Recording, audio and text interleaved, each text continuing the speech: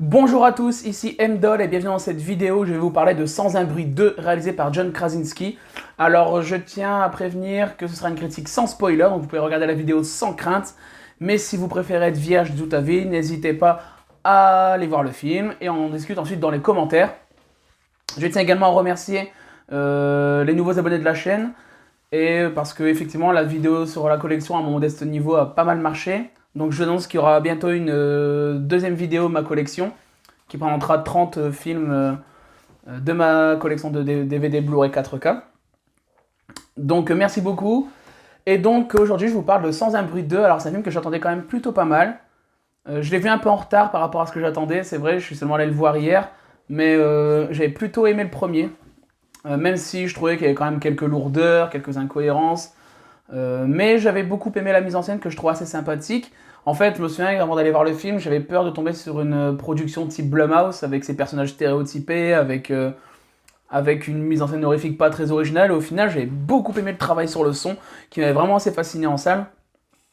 Et donc ici, hormis la scène d'introduction, on va en reparler après, on reprend pile à la fin du premier, donc c'est plutôt pas mal parce que c'est vrai que la fin du 1 était un peu un défaut si ça n'appelait pas une suite.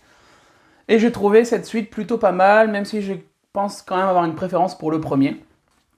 Alors une des grandes forces du film, c'est cette introduction. Une introduction détonnante, vraiment ça pète de partout. C'est un genre de flashback qui montre le jour 1. Et d'ailleurs on voit quelques extraits dans la bande-annonce. Dans cette introduction, on a même un petit début de réponse de où ça vient, on a quelques pistes. Dire qu'on a un début de réponse, c'est peut-être assez gros, mais on a quelques pistes. Et j'ai trouvé ça assez malin de nous l'amener comme ça, sans tomber dans la lourdeur de connaître les origines. C'est une scène qui va vous rappeler La Guerre des Mondes de Steven Spielberg. Et forcément, La Guerre des Mondes, c'est un grand film dans sa filmographie des années 2000.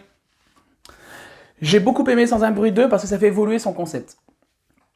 On passe d'un quasi huis clos dans le premier à ici un univers beaucoup plus large. Et j'aurais pu être déçu, mais c'est tellement bien amené. Ici, il prend vraiment le parti pris de quitter ce huis clos pour vraiment faire quelque chose de beaucoup plus étendu. Et au moins, ça a le mérite de singulariser son œuvre. C'est vrai que moi, j'adore tout ce qui est huis clos, j'adore quand les espaces sont réduits. Mais est-ce qu'il aurait réussi à faire aussi bien que le premier? Je n'en suis pas certain. Or ici, il prend le parti vraiment de faire vraiment un deuxième film plutôt différent, au moins qui se démarque de son aîné.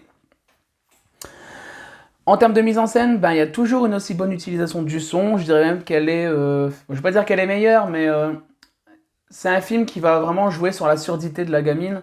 Et donc, dans la même scène, parfois on va entendre le son, notamment dans l'introduction, on va entendre le son, d'un coup ça va se couper. Et en fait, en fonction du son, on sait quel personnage on doit suivre, quel personnage on doit regarder. J'ai trouvé ça vraiment, vraiment bien. Le montage également, le montage est excellent. On a souvent, en tout cas vers la fin du film, ce qui fait monter la pression. On a deux scènes en parallèle comme ça, avec deux enjeux différents. J'ai trouvé ça vraiment très bien. Je trouve qu'en fait, il a réussi dans ce deuxième volet à changer son atmosphère, à dynamiser son œuvre, parce que je pense qu'elle est un peu plus dynamique.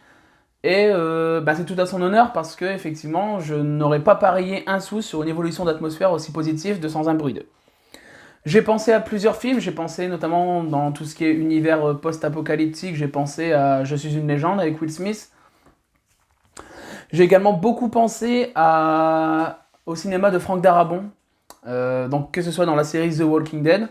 J'ai vraiment eu l'impression sincèrement de voir des thématiques propres à The Walking Dead, enfin propres à The Walking Dead, en tout cas qui sont évoquées dans The Walking Dead. Je pense notamment à une scène où ils vont découvrir comme ça une petite communauté, et ça fait vraiment...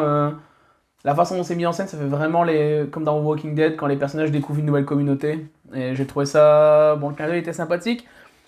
J'ai pensé également à The Mist.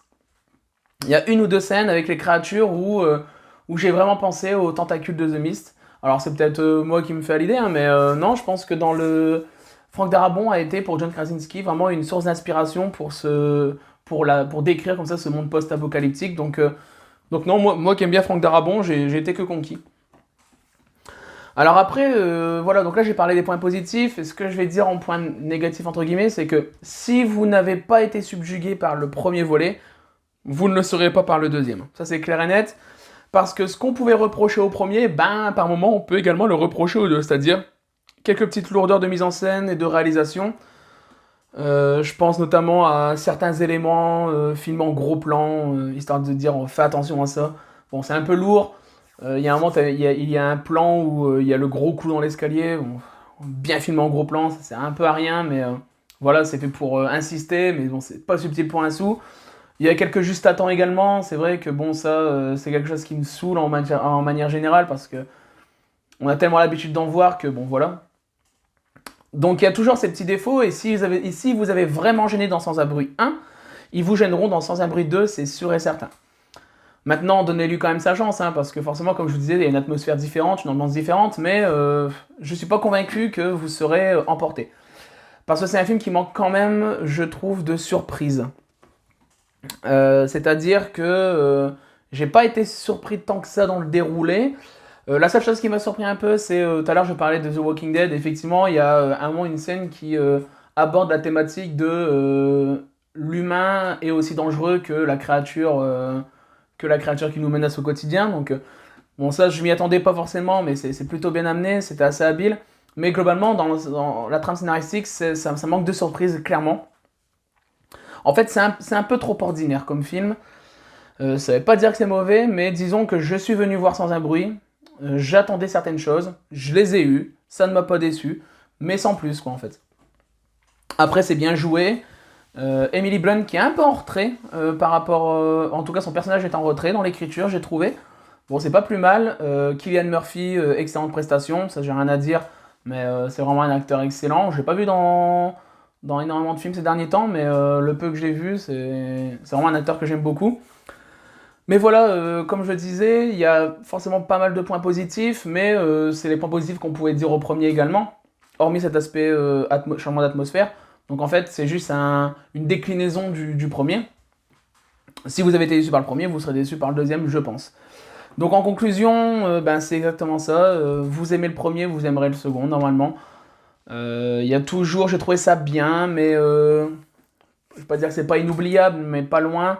En tout cas, ça reste quand même vachement positif par rapport au paysage audiovisuel horrifique qu'on peut avoir au cinéma ces derniers temps. Hein. Je parle pas des films de genre qui tentent, etc. Mais bon, les grosses productions, on l'a vu avec Conjuring 3, bref, ça donne pas grand chose généralement. Et non, là, je suis quand même content qu'il y ait une franchise qui, pour l'instant, tient un peu la route. On parle d'un espèce de spin-off avec Jeff Nichols. Bon, pourquoi pas. Je pense que la fin du 2 appelle une troisième suite, donc pourquoi pas, parce que quand j'ai vu qu'il a réussi à faire évoluer son univers du premier au deuxième, je me dis qu'il peut y arriver très bien au troisième. Bon après, je serai toujours aussi tatillon et j'attendrai vraiment ce film avec inquiétude et avec crainte quand même, parce que les suites, vous savez qu'au bout d'un moment, ça tombe, mais vraiment cette évolution de l'univers laisse présager quand même le bon pour Sans un bruit, le Sans un bruit universe plutôt. Donc voilà, j'espère que cette critique vous aura plu. N'hésitez pas à aller voir Sans un bruit 2. Les prochaines vidéos de la chaîne, demain soir, je vais aller voir La Nuée, que j'attends avec impatience, et j'ai du mal à trouver une séance, mais j'y vais.